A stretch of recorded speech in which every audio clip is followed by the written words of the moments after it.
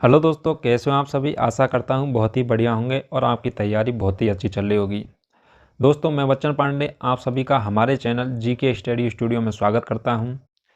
दोस्तों, हमने जो लूसेंट जीके के अंतर्गत जो सीरीज चालू की थी, जिसके अंतर्गत हम 2 क्लासें आपको यूट्यूब पर अपलोड कर चुके हैं। एक क्लास के अंतर्गत तो जीके का पोर्शन कवर किया था और दूसरी में हमने साइंस का पोर्शन कवर किया था।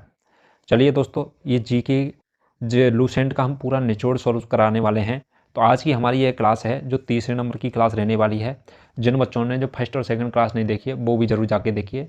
हमारे एक पर्टिकुलर प्लेलिस्ट बनी हुई है जिसके अंतर्गत क्या दिए रखा है, लूसेंट स्पेशल दे रखा है। चलिए दोस्तों, आज की हम क्लास स्टार्ट करते हैं बहुत ही बेहतरीन क्वेश्चनों के साथ में।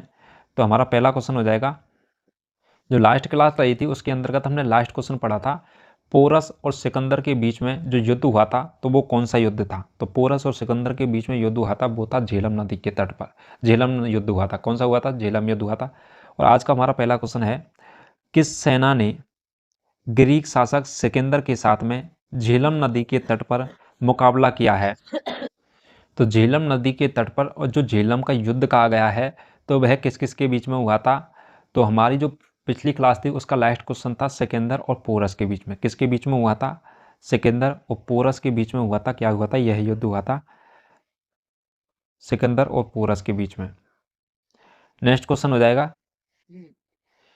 यहूदियों के धार्मिक पाठ का नाम है। तो यहूदियों के जो धार्मिक पाठ होता है उसका नाम क्या है? तो यहूदियों के धार्मिक पाठ का नाम है, वो है मूसा संहिता। क्या है? मूसा संहिता नाम होता है यहूदियों के धार्मिक पाठ का नाम। नेक्स्ट क्वेश्चन हो जाएगा, जो महाभाष्य लिखा था, तो महाभाष्य है वो लिखा गया था तो किसके द्वारा लिखा गया था? महाभाष्य। तो महाभाष्य लिखा गया था किसके द्वारा? तो वो लिखा गया था गीतांजलि ने। किसने लिखा है? गीतांजलि ने महाभाष्य लिखा है। क्या लिखा? महाभाष्य गीतांजलि ने लिखा है। नेक्स्ट क्वेश्चन हो जाएगा कि प्राचीन काल में स्रोत सामग्री लिखने के लिए प्रयुक्त भाषा थी। तो प्राचीन काल में स्रोत सामग्री लिखने के लिए जो प्रयुक्त भाषा थी तो वह कौन सी भाषा थी? तो प्रयुक्त भाषा वो थी तो वो हो जाएगी संस्कृत भाषा। तो प्राचीन काल में हम लिखने के लिए किस भाषा का उपयोग करते थे? तो संस्कृत भाषा का उपयोग किया जाता था प्राचीन काल में। जो अपन के साहित्य ग्रंथ वेद जो भी लिखे हुए हैं वो संस्कृत भाषा में लिखे थे उस टाइम के, प्राचीन टाइम में। नेक्स्ट क्वेश्चन हो जाएगा, चंद्रगुप्त मौर्य के बाद में। तो चंद्रगुप्त मौर्य के बाद में जो मौर्य सिंहासन पर कौन बैठा था? तो चंद्रगुप्त मौर्य के बाद में जो मौर्य सिंहासन पर बैठा था तो वो बैठे थे कौन? बिंदुसार। तो बिंदुसार बैठे थे चंद्रगुप्त मौर्य के बाद में मौर्य शासन पर। चंद्रगुप्त मौर्य के जो गुरु थे वो कौन थे? तो वो थे चाणक्य। कौन थे? चाणक्य थे। बहुत ही विद्वान थे चाणक्य गुरु।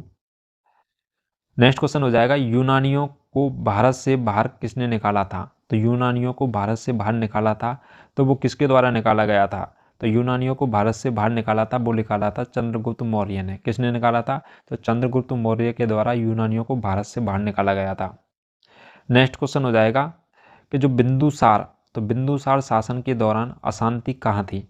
तो जब बिंदुसार सम्राट था तो उस टाइम में जो अशांति थी तो अशांति कहाँ पर थी? तो अशांति थी कहाँ पर? तक्षशिला में। कहाँ पर थी? तक्षशिला के अंतर्गत क्या थी? अशांति थी।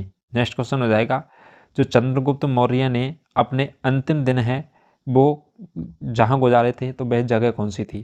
तो चंद्रगुप्त मौर्य ने जो अपने अंतिम दिन गुजारे थे वो गुजारे थे कहाँ पर? श्रेवणबेलगोला कर्नाटक में। कहाँ पर गुजारे थे?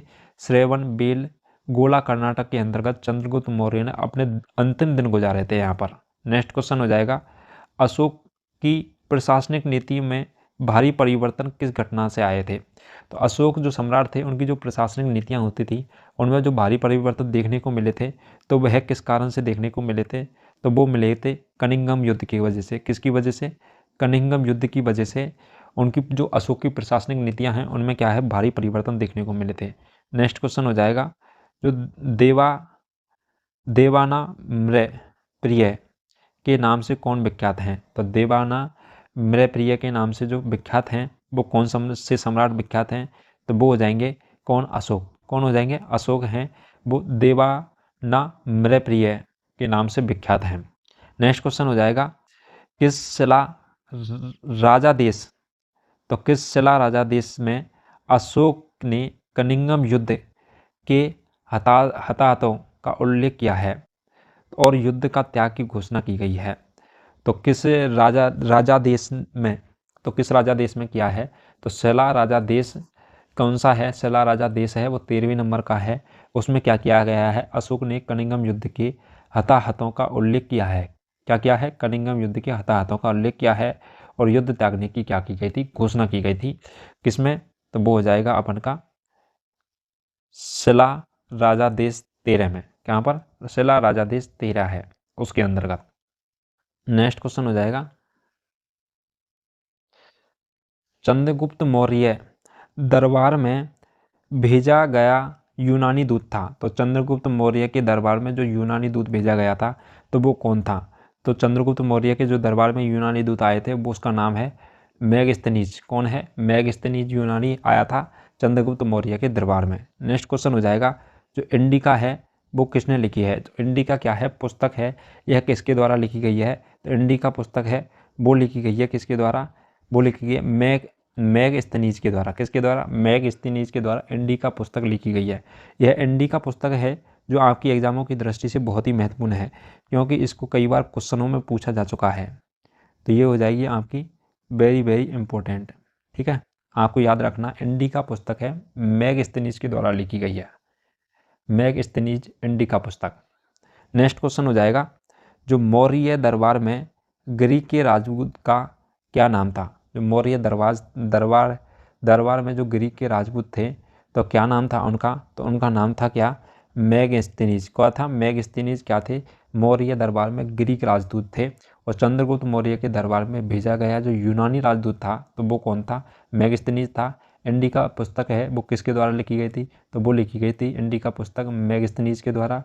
और मौर्य दरबार में ग्रीक के राजपूत का नाम क्या था? तो मौर्य दरबार में जो ग्रीक के राजपूत थे उसका नाम था मेगस्थनीज। नेक्स्ट क्वेश्चन हो जाएगा, जो अपन के अशोक है, अशोक ने किस बौद्ध साधु से प्रभावित होकर करके बौद्ध धर्म अपनाया था? अशोक के द्वारा वह कौन से साधु थे जिनसे क्या है अशोक सम्राट प्रभावित हुए थे और उसके बाद में क्या अपनाया गया था? बौद्ध धर्म अपना लिया था। तो वो थे कौन थे? तो वो थे उपगुप्त। उपगुप्त से प्रभावित होकर के अशोक के द्वारा बौद्ध धर्म अपनाया गया था। नेक्स्ट क्वेश्चन हो जाएगा, जो चंद्रगुप्त मौर्य का प्रसिद्ध गुरु कौन थे? चाणक्य। कौन थे? चाणक्य। किस विद्या केंद्र से संबंधित थे? तो किस विद्या केंद्र से संबंधित थे? चंद्रगुप्त मौर्य के जो गुरु थे चाणक्य थे। और चाणक्य है वो किस विद्यालय से संबंध रखते थे? तो वो रखते थे चाणक्य तक्षशिला से। किससे रखते थे? तक्षशिला से संबंध रखते थे चाणक्य। इसके अलावा हो जाएगा, कनिंघम का युद्ध है वो किस वर्ष में हुआ था? कनिंघम का युद्ध हुआ था वो किस वर्ष में हुआ था? तो कनिंघम का युद्ध हुआ था वो हुआ था 661 बीसी में। कब हुआ था? 600 नहीं, 261 बीसी में हुआ था। कब हुआ था? 261 बीसी में कनिंघम का युद्ध हुआ था। नेक्स्ट क्वेश्चन हो जाएगा, अशोक पर कनिंघम युद्ध का प्रभाव कहाँ दिखाई देता है? तो अशोक पर जो कनिंघम युद्ध का प्रभाव है वह कहाँ दिखाई देता है? तो वो दिखाई देता है शिलाओं पर उत्कीर्ण 13वें राज्यादेश में। कहाँ पर दिखाई देता है? शिलाओं पर उत्कीर्ण 13वें राज्यादेश में दिखाई देता है अशोक पर कनिंघम युद्ध का प्रभाव। नेक्स्ट क्वेश्चन हो जाएगा, जो मौर्य काल के दौरान शिक्षा का सबसे प्रसिद्ध केंद्र था निम्नलिखित में से कौन सा था? तो मौर्य काल के दौरान जो शिक्षा का जो सबसे प्रसिद्ध केंद्र था वो था कौन सा? तक्षशिला। तो तक्षशिला विश्वविद्यालय था उस समय का सबसे प्रसिद्ध केंद्र था। ये भारत का सबसे बड़ा क्या था? विश्वविद्यालय था। नेक्स्ट क्वेश्चन हो जाएगा, अर्थशास्त्र में लेखक किसके समकालीन थे? तो अर्थशास्त्र था उसमें जो लेखक थे वह किसके समकालीन थे? तो अर्थशास्त्र के लेखक थे वो समकालीन थे चंद्रगुप्त मौर्य के। किसके थे? चंद्रगुप्त मौर्य के समकालीन थे अर्थशास्त्र के लेखक चंद्रगुप्त मौर्य। अर्थशास्त्र की रचना किसने की थी? तो जो अर्थशास्त्र है तो अर्थशास्त्र की रचना है वो किसके द्वारा की गई थी? तो अर्थशास्त्र की रचना की गई थी वो की गई थी कौटिल्य या विष्णुगुप्त के द्वारा। किसके द्वारा की गई थी? कौटिल्य और विष्णुगुप्त के द्वारा क्या की गई थी? अर्थशास्त्र की रचना की गई थी। अशोक के शिलालेख हैं वो किस लिपि में खुदे हुए हैं? तो अशोक के शिलालेखों की जो लिपि है तो वह कौन सी लिपि है? तो अशोक के शिलालेखों की जो लिपि है वो हो जाएगी ब्राह्मणी लिपि। कौन हो जाएगी? ब्राह्मणी लिपि में लिखे गए थे अशोक के शिलालेख। नेक्स्ट क्वेश्चन हो जाएगा,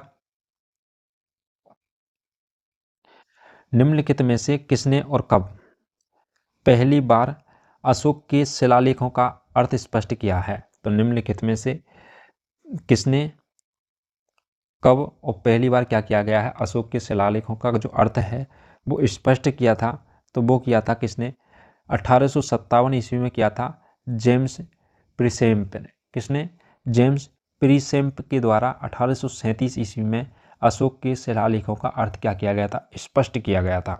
नेक्स्ट क्वेश्चन हो जाएगा, जो किस प्रसिद्ध शासक को शिलालेखों का जनक कहा जाता है, तो किस प्रसिद्ध शासक को शिलालेखों का जनक कहा जाता है, तो वो कहा जाता है अशोक को। किसको कहा जाता है, सम्राट अशोक को क्या कहा जाता है, प्रसिद्ध शिलालेखों का जनक कहा जाता है। नेक्स्ट क्वेश्चन हो जाएगा, मौर्य वंश के शासन के दौरान स्तनीज कौन था, तो मौर्य वंश का जब शासन था उस टाइम में जो स्तनीज थे तो वह कौन था, तो स्तनीज होता था वो कौन था, तो वो था जिला प्रमुख। कौन था, जिला प्रशासक होता है वो क्या होता है, स्तनीज का पद होता है, वो जिला प्रशासक होता है मौर्य वंश के शासन के दौरान। स्तनीज, स्थानीक बोलते हैं, स्तनीज नहीं है वो क्या है, स्थानीक है। ठीक है। नेक्स्ट क्वेश्चन हो जाएगा, जो मौर्य वंश के तत्काल बाद किस वंश ने आकर के मगध राज्य पर शासन किया था, तो मौर्य वंश के बाद में जो तत्काल में कौन से वंश आकर के मगध राज्य का शासन किया था, तो वो किया गया था किसके द्वारा, शुंग वंश ने। शुंग वंश ने मौर्य वंश के बाद में तत्काल में आकर के उन्होंने क्या किया था, मगध पर शासन किया था। नेक्स्ट हो जाएगा, तो मिलिंद पाहो क्या है, तो मिलिंद पाहो है वह क्या है, तो मिलिंद पाहो है वो है एक प्रकार से बौद्ध पाठ। क्या होता है, मिलिंद पाहो, तो वो एक प्रकार से बौद्ध पाठ है। नेक्स्ट क्वेश्चन हो जाएगा, चरक किसके राज चिकित्सक थे, तो चरक थे जो किसके राज्य चिकित्सक थे, तो वो थे कनिष्क के। कनिष्क के राज्य चिकित्सक कौन थे, तो वो थे चरक।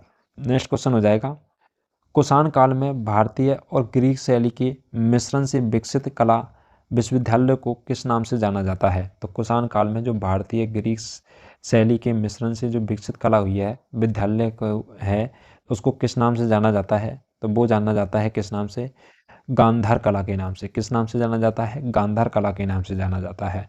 नेक्स्ट हो जाएगा, कुषाण वंश का प्रसिद्ध राजा का नाम बताइए, तो कुषाण वंश का जो प्रसिद्ध राजा थे तो वह कौन थे, तो कुषाण वंश के प्रसिद्ध राजा हैं वो हो जाएंगे अपन के कौन, कनिष्क हो जाएंगे। कौन हो जाएंगे, कनिष्क हैं, वो क्या हैं, कुषाण वंश के प्रसिद्ध राजा थे। नेक्स्ट क्वेश्चन हो जाएगा, कनिष्क हैं वो किस वर्ष में राज्य सिंहासन पर आरूढ़ हुए थे, तो कनिष्क थे तो वो सिंहासन पर कब बैठे थे, तो वो बैठे थे सिंहासन पर 73 ईस्वी में, 78 ईस्वी में। कब बैठे थे, 78 78 ईस्वी में बैठे थे। नेक्स्ट क्वेश्चन हो जाएगा, जो शक संवत किसने और कब शुरू किया गया था, तो शक संवत शुरू किया गया था वो किसने और कब शुरू किया गया था, तो शक संवत शुरू किया गया था किसके द्वारा, कनिष्क के द्वारा। और कब किया गया था, 78 ईस्वी में, जब वो सिंहासन पर बैठे थे उसके बाद में कनिष्क के द्वारा। और 78 ईस्वी में क्या किया गया था, शक संवत की शुरुआत की गई थी। तो कनिष्क सिंहासन पर कब बैठे थे और शक संवत की शुरुआत कब हुई थी, तो वो हुई थी 78 ईस्वी में। नेक्स्ट क्वेश्चन हो जाएगा, क्या बौद्ध धर्म का संरक्षक कुषाण शासक कौन था, तो बौद्ध धर्म का जो संरक्षण करने वाले जो कुषाण शासक था तो वह कुषाण शासक कौन था, तो कुषाण शासक थे कनिष्क। कौन थे, कनिष्क थे। तो एक क्वेश्चन ये हो जाएगा, कनिष्क थे वो किस शासक मतलब किस उससे संबंध रखते थे, तो वह थे कुषाण शासक थे और बौद्ध धर्म के क्या थे, संरक्षक भी थे। नेक्स्ट हो जाएगा, कला की गांधार शैली किसके शासन काल में अपनाई गई थी, जो कला की जो गांधार शैली होती है तो गांधार शैली को किसके शासन काल में अपनाया गया था, तो गांधार शैली को अपनाया गया था कनिष्क के शासन काल में। किसके शासन काल में, कनिष्क के शासन काल में गांधार शैली को अपनाया गया था। नेक्स्ट क्वेश्चन हो जाएगा, जो भारतीय और यूनानी कला के अभिलक्षणों को समन्वित करने वाली कला शैली क्या नाम है, तो भारतीय यूनानी कला के अभिलक्षणों से समन्वित करने वाली जो कला शैली है तो कौन सी है, गांधार कला शैली है। इसमें यूनानियों का भी और भारतीय का भी दोनों संस्कृतियों की क्या झलक दिखाई देती है, किस शैली में दिखाई देती है, तो वो दिखाई देती है गांधार शैली में। गांधार शैली के अंतर्गत यूनानी आए थे तो उनका प्रभाव देखने को मिलता है इसमें, और ये भारत में विकसित हुई थी इसलिए इसमें भारत का भी प्रभाव देखने को मिलता है। नेक्स्ट क्वेश्चन हो जाएगा, जो कनिष्क के शासन काल के में रहने वाले जो साहित्यकार थे तो वह कौन कौन थे, तो कनिष्क के शासन काल में साहित्यकार रहने वाले साहित्यकार थे तो वो कौन कौन से थे, तो एक तो हो जाएगा नागार्जुन। नागार्जुन शासक थे, शासक कौन थे, नागार्जुन थे। और इसके अलावा थे अश्वघोष। तो नागार्जुन अश्वघोष क्या थे, साहित्यकार थे और ये कहाँ रहते थे, कनिष्क के शासनकाल में रहते थे। नेक्स्ट क्वेश्चन हो जाएगा, राजा खारवेल किस चेदी वंश के महंतम शासक थे? तो किस चेदी वंश के महंतम शासक थे राजा खारवेल? तो वो थे कलिंग के। कहाँ के शासक थे? तो कलिंग के महंतम शासक थे और यह किस वंश से थे? तो चेदी वंश से थे राजा खारवेल। सातवाहन का सबसे बड़ा शासक कौन था? तो सातवाहन का जो सबसे बड़ा शासक था तो वह कौन था?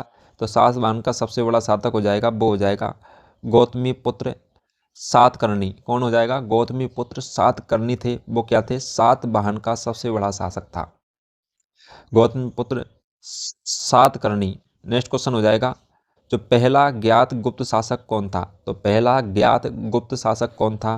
तो पहला ज्ञात गुप्त शासक था वो हो जाएगा श्रीगुप्त। कौन सा था?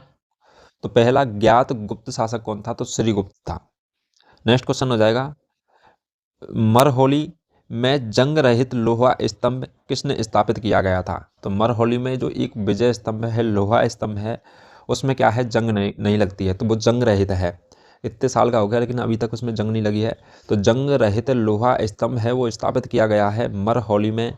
वो किसके द्वारा किया गया है? तो वो किया गया है किसके द्वारा? गुप्त शासकों के द्वारा। किसके द्वारा? गुप्त शासकों ने मरहोली में जंग रहित लोहा स्तंभ को स्थापित किया था, गुप्त शासकों ने। नेक्स्ट क्वेश्चन हो जाएगा, जो गुप्त राजा किसने विक्रमादित्य की पदवी ग्रहण की थी वह था? तो गुप्त राजा जिसने क्या है, विक्रमादित्य की जो पदवी ग्रहण की थी तो वह राजा कौन सा था? तो विक्रमादित्य की पदवी ग्रहण करने वाला राजा था तो वो थे चंद्रगुप्त सेकंड। तो चंद्रगुप्त सेकंड ने क्या किया है? तो गुप्त विक्रमादित्य की पदवी ग्रहण की थी। चंद्रगुप्त द्वितीय के द्वारा विक्रमादित्य की पदवी ग्रहण की गई थी और यह क्या थे? गुप्त राजा थे। नेक्स्ट क्वेश्चन हो जाएगा, चंद्रगुप्त द्वितीय और किसके नाम से जाने जाते थे? तो चंद्रगुप्त जो द्वितीय हैं और वह किस नाम से जाने जाते थे? तो चंद्रगुप्त द्वितीय जाने जाते थे किस नाम से? विक्रमादित्य के नाम से। किस नाम से जाने जाते थे? चंद्रगुप्त द्वितीय, तो विक्रमादित्य के नाम से जाने जाते थे चंद्रगुप्त द्वितीय। नेक्स्ट हो जाएगा, गुप्त काल के चांदी के सिक्कों को कहते हैं? तो गुप्त काल में जो चांदी के सिक्के चलते थे उनको क्या कहते हैं? तो उनको कहते हैं रुपया। जैसे अपन के इंडिया में भी रुपया चलता है तो उस टाइम का वो क्या था, गुप्त काल में चांदी के सिक्के को क्या कहते थे? रुपया कहते हैं। तो आपको ये इजी तरीके से याद रह जाएगा रुपया, क्योंकि नाम रुपये से मिलता जुलता है। रुपया, गुप्त काल, चांदी के सिक्के, ये याद रखना आपको। लिच्छवी दोहित्र किसे कहते हैं? तो लिच्छवी दोहित्र है वो किसे कहते हैं? तो लिच्छवी दोहित्र कहते हैं किसको? तो वो कहते हैं समुद्रगुप्त को। किसको कहते हैं? समुद्रगुप्त को लिच्छवी दोहित्र कहते हैं, समुद्रगुप्त को। नेक्स्ट क्वेश्चन हो जाएगा, जो रोमन साम्राज्य के साथ में भारत का व्यापार है वो रोम से किसके द्वारा आक्रमण के साथ समाप्त हुआ था? तो रोमन साम्राज्य है, भारत का जो व्यापार है रोम पर किसके द्वारा आक्रमण किए जाने के साथ में समाप्त हुआ था? तो रोम पर किसने आक्रमण किया था? जब जाके भारत का व्यापार है, रोम साम्राज्य है, वो समाप्त हुआ था। तो रोम पर किसने किया था? तो वो किया गया था रोम पर हुनों के द्वारा। किसके द्वारा किया गया? हुनों के द्वारा आक्रमण किया गया था रोम पर। नेक्स्ट क्वेश्चन हो जाएगा, और हुनों के द्वारा भारत पर भी काफ़ी आक्रमण किए गए थे। भारतीय नेपोलियन के नाम से आमतौर पर किस हिंदू राजा का विख्यात है? तो भारत का नेपोलियन, यह क्वेश्चन बहुत ही इंपॉर्टेंट क्वेश्चन और कई बार एग्जामों में पूछा जा चुका है। तो भारत का नेपोलियन को किस नाम से जाना जाता है, या फिर भारत का नेपोलियन किसे कहा जाता है? तो वो कहा जाता है समुद्रगुप्त को। किसको कहा जाता है? समुद्रगुप्त को भारत का नेपोलियन कहा जाता है। नेक्स्ट क्वेश्चन हो जाएगा, भारतीय जो संस्कृति है उसका स्वर्ण युग कहा था, कौन था? स्वर्ण युग किसके काल को कहा जाता है? तो भारतीय संस्कृति मतलब संस्कृति का जो सर्वाधिक विकास हुआ था भारतीय संस्कृति का, तो वह किसके काल में हुआ था? तो वो हुआ था समुद्रगुप्त गुप्त काल में। किस काल में हुआ था? गुप्त काल में हुआ था। तो स्वर्ण युग कहा गया है गुप्त काल को। नेक्स्ट क्वेश्चन हो जाएगा, गुप्त काल है में किस धातु के सर्वाधिक सिक्के जारी किए गए थे? तो गुप्त काल में किस धातु के सर्वाधिक सिक्के जारी किए गए थे? तो गुप्त काल में किए गए थे सोने के सिक्के जारी। किसके सिक्के जारी किए गए थे? सोने के सिक्के सर्वाधिक जारी किए गए थे। नेक्स्ट क्वेश्चन हो जाएगा, प्रसिद्ध गुप्त संवत निम्नलिखित में से किस वर्ष के रूप में किया गया था? तो प्रसिद्ध क्या है, गुप्त संवत है, वो किस वर्ष के रूप में शुरू किया गया था? तो गुप्त संवत शुरू किया गया था, तो वो किया गया था किस वर्ष के रूप में? तो 319 ईस्वी में। तो 319 ईस्वी में गुप्त संवत शुरू किया गया था। नेक्स्ट क्वेश्चन हो जाएगा, इलाहाबाद स्तंभ के शिलालेख किसकी उपलब्धियां वर्णित हैं? तो इलाहाबाद के जो स्तंभ हैं उन पे जो शिलालेख हैं उनमें किसकी उपलब्धियां का वर्णन किया गया है, मतलब उन शिलालेखों पर किस सम्राट या राजा की उपलब्धियां जो उन्होंने विजय प्राप्त की हैं उनके बारे में उनका वर्णन मिलता है। तो वह किस राजा की उपलब्धियां हैं उस पर? तो इस पर हो जाएंगी समुद्रगुप्त की। किसकी हो जाएंगी? समुद्रगुप्त की क्या है उपलब्धियां वर्णित हैं इस पर। नेक्स्ट क्वेश्चन हो जाएगा, इलाहाबाद स्तंभ है, इलाहाबाद स्तंभ पर शिलालेख किसने बनवाया था? तो इलाहाबाद स्तंभ शिलालेख है वो किसके द्वारा बनवाया गया था? तो वो बनवाया गया था हरिसेन के द्वारा। तो राजा हरिसेन के द्वारा इलाहाबाद स्तंभ शिलालेख बनवाया गया था। नेक्स्ट क्वेश्चन हो जाएगा, फाहायान किसके शासनकाल के दौरान भारत आया था? तो फायान है वो किसकी जो शासन था उसके दौरान में जो भारत में आया था फायान, तो वो आया था किसके में? चंद्रगुप्त द्वितीय के शासनकाल में फायान है वो भारत में आए थे। नेक्स्ट क्वेश्चन हो जाएगा,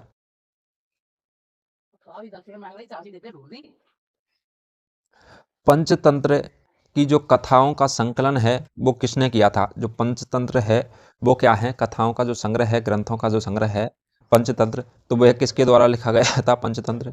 तो पंचतंत्र को लिखा गया था किसके द्वारा? विष्णु शर्मा के द्वारा। किसके द्वारा लिखा गया था? विष्णु शर्मा के द्वारा लिखा गया था।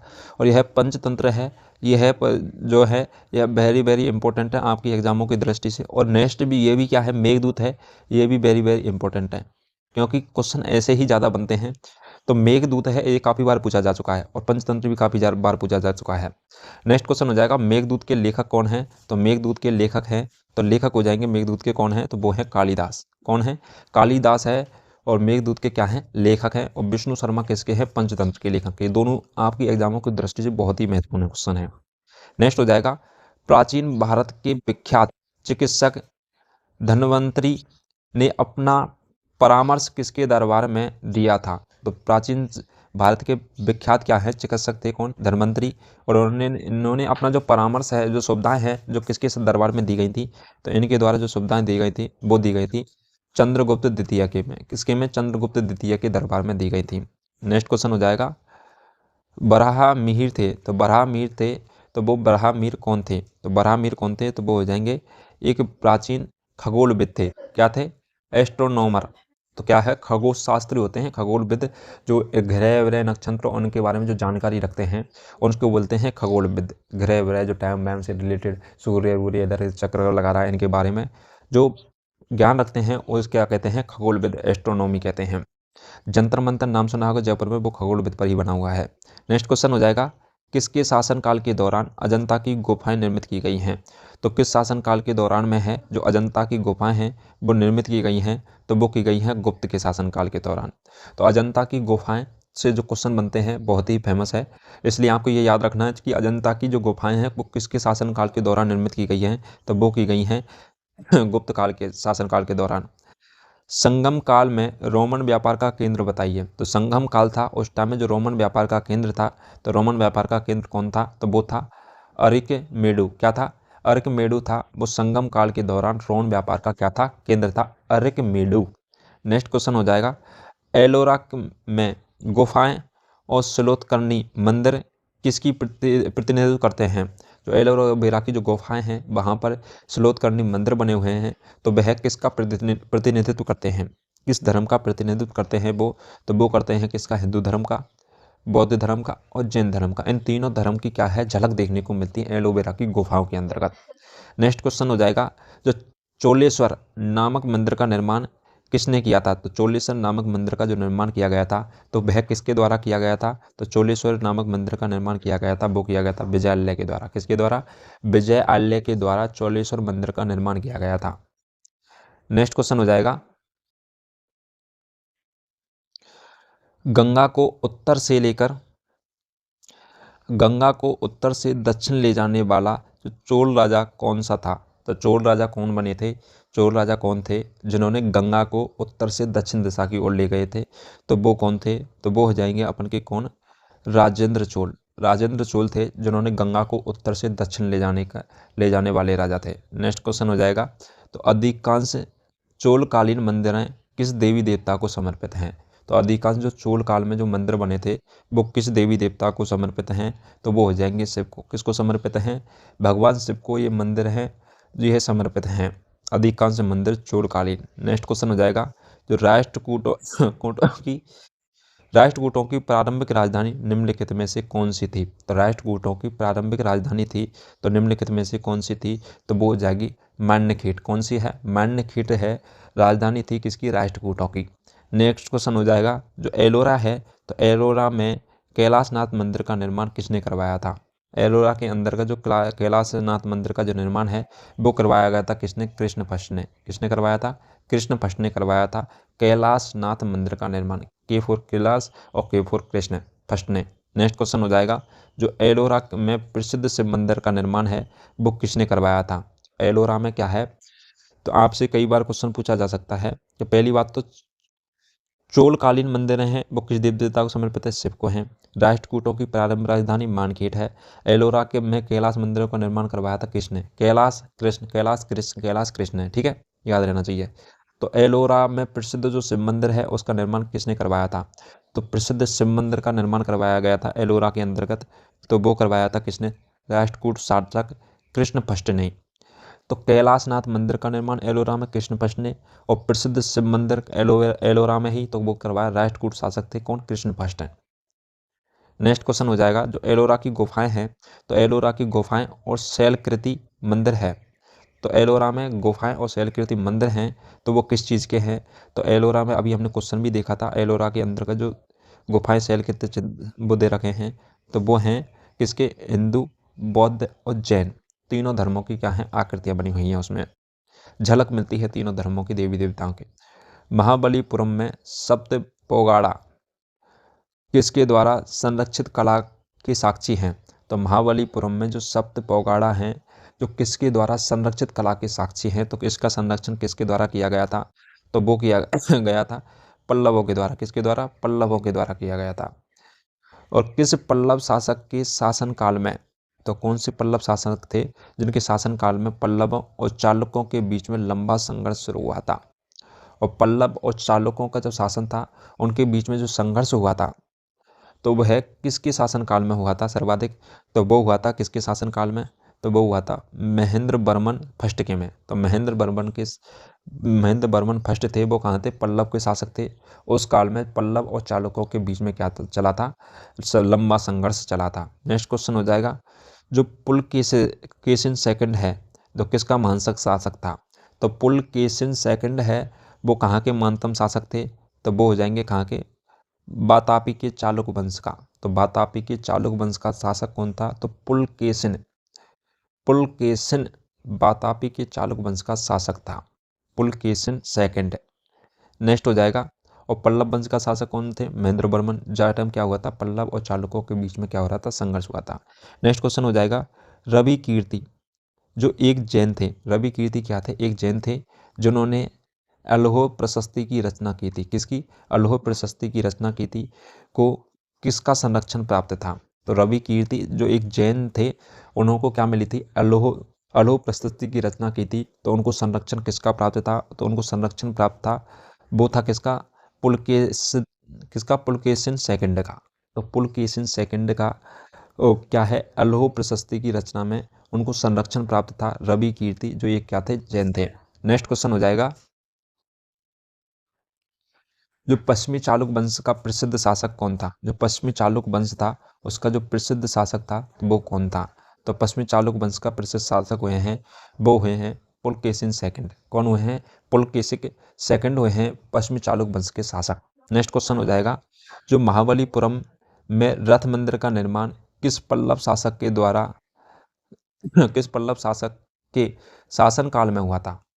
तो किस शासक काल के द्वारा यह पल्लव महाबलीपुरम में रथ मंदिर का निर्माण करवाया था, या फिर किसके शासन काल में हुआ था, तो वो हुआ था किसके में, नरसिंह वर्मन। किसके में, नरसिंह वर्मन प्रथम के शासन काल में। तो महाबलीपुरम रथ मंदिर का निर्माण हुआ था नरसिंह वर्मन प्रथम के शासन काल में। नेक्स्ट क्वेश्चन हो जाएगा जो किस चोल शासक ने श्रीलंका के उत्तर भारत को जीतकर अपने साम्राज्य का एक प्रांत बनाया था। तो श्रीलंका के उत्तर भारत क्या है, किस चोल शासक ने श्रीलंका के उत्तर भाग को जीतकर, किसको, उत्तर भारत नहीं, उत्तर भाग को, श्रीलंका के उत्तर भाग को जीत करके अपना साम्राज्य या प्रांत बनाया था। तो वह किस शासन काल ने, किस शासन ने बनाया था, तो वो बनाया था राज प्रथम ने। किसने? राज प्रथम ने। तो इसमें राज कितना है? 2 बार। तो 2 बार राजा किया था, इसलिए उन्होंने श्रीलंका में क्या किया है? उत्तर भारत को जीतकर श्रीलंका के और वहाँ पर साम्राज्य स्थापित किया था राज प्रथम ने। नेक्स्ट क्वेश्चन हो जाएगा, जो उत्तर मेरूर शिलालेख है वो किसके प्रशासक से संबंधित जानकारी मिलती है? तो उत्तर मेरूर शिलालेख से किसके शासक के प्रशासन की जानकारी मिलती है? तो वो मिलती है चोल की। किसकी मिलती है? चोल की जानकारी किससे मिलती है? तो उत्तर मेरू शिलालेख से मिलती है। उत्तर मेरू शिलालेख चोल, उत्तर मेरू शिलालेख चोल, ठीक है, याद रखना है आपको। नेक्स्ट क्वेश्चन हो जाएगा, किस चोल शासक ने नई राजधानी गंगईकोंडा चोलपुरम गंगईकोंडा चोलपुरम का निर्माण किया गया था? तो गंगईकोंडा चोलपुरम जो राजधानी बनाई थी, तो किसके द्वारा बनाई गई थी यह? तो वो बनाई थी राजेंद्र फर्स्ट ने। तो राजेंद्र फर्स्ट ने क्या है? गंगईकोंडा चोलपुरम है नई राजधानी बनाई गई थी। चोल वंश के शासक थे ये। कहाँ थे? चोल के शासक थे ये, राजेंद्र फर्स्ट। और गंगईकोंडा चोलपुरम का निर्माण किया गया था। मैं 2-3 बार इसलिए रिपीट करता हूँ ताकि आपको ये 2-3 बार सुनने के लिए मिले, ताकि आपको याद हो जाए, ठीक है। नेक्स्ट क्वेश्चन हो जाएगा, मंदिरों का सबसे लंबा गलियारा कहाँ पर है? तो मंदिरों का सबसे लंबा जो गलियारा है वह कहाँ पर स्थित है? तो वो हो जाएगा कहाँ पर? रामेश्वरम में। कहाँ पर? तमिलनाडु के रामेश्वरम है, वहाँ पर क्या है? मंदिरों का सबसे बड़ा गलियारा स्थित है। नेक्स्ट क्वेश्चन हो जाएगा, एलोरा में ठोस शैलों को काटकर बनाई गई प्रसिद्ध कैलाश मंदिर का निर्माण है वो निम्नलिखित में से किसके संरक्षण में किया गया था? तो किस शासक के संरक्षण में? और एलोरा में जो चट्टानों को ठोस शैल, मतलब शैल मन होती है चट्टानों को काट करके जो मूर्तियां बनाई गई हैं, आकृतियां बनाई गई हैं, प्रसिद्ध कैलाश मंदिर का निर्माण किया गया है, तो वह किसके शासनकाल में किया गया था? तो वो किया गया था भाई साहब किसके शासनकाल में? राष्ट्रकूट के में। तो राष्ट्रकूट के संरक्षण में किया गया था। नेक्स्ट क्वेश्चन हो जाएगा, जो प्रसिद्ध दिलवाड़ा मंदिर है वो स्थित है? तो प्रसिद्ध दिलवाड़ा मंदिर है, तो ये भी आपके एग्जाम की दृष्टि से भाई साहब इंपॉर्टेंट क्वेश्चन है। तो प्रसिद्ध दिलवाड़ा मंदिर है वो स्थित है कहाँ पर? तो प्रसिद्ध दिलवाड़ा मंदिर हो जाएगा अपन के राजस्थान में। कहाँ पर हो जाएगा? राजस्थान में स्थित है दिलवाड़ा मंदिर। नेक्स्ट क्वेश्चन हो जाएगा, और चोल राजाओं का शासन था, तो चोल राजाओं का जो शासन था तो वो कहाँ पर था? तो चोल राजाओं का शासन कर रहे थे, तो वो कर रहे थे कहाँ पर? तमिलनाडु में। कहाँ पर कर रहे थे? तमिलनाडु में कर रहे थे। नेक्स्ट क्वेश्चन हो जाएगा, जो प्रसिद्ध चोल साम्राज्य की राजधानी कहाँ पर बनाई गई थी? तो प्राचीन है। चोल साम्राज्य की जो राजधानी है कहाँ पर बनाई गई थी? प्राचीन, प्रसिद्ध नहीं है, प्राचीन। तो प्राचीन चोल साम्राज्य की जो राजधानी है वो बनाई गई थी कहाँ पर? तो वो बनाई गई थी ओरेगू में। कहाँ बनाई थी? ओरेगूर में। ओरेयूर में बनाई गई थी। ओरेयूर, इसको बोलने में थोड़ा अजीब सा लग रहा था। ओरेयूर में बनाई गई थी प्राचीन चोल साम्राज्य की राजधानी। नेक्स्ट क्वेश्चन हो जाएगा, द्वितीय पांड्यान साम्राज्य के भूमि माप का उल्लेख किसने किया है? तो द्वितीय पांड्यान साम्राज्य की भूमि माप का जो उल्लेख है वो किसके द्वारा किया गया है? तो वो किया गया है किसके द्वारा? थवईपुरम तांबे की प्लेटों। क्या है? द्वितीय पांड्यन साम्राज्य में की भूमि माप का उल्लेख किया गया है, तो वो किया गया थवईपुरम तांबे की प्लेट। थवईपुरम तांबे की प्लेट है।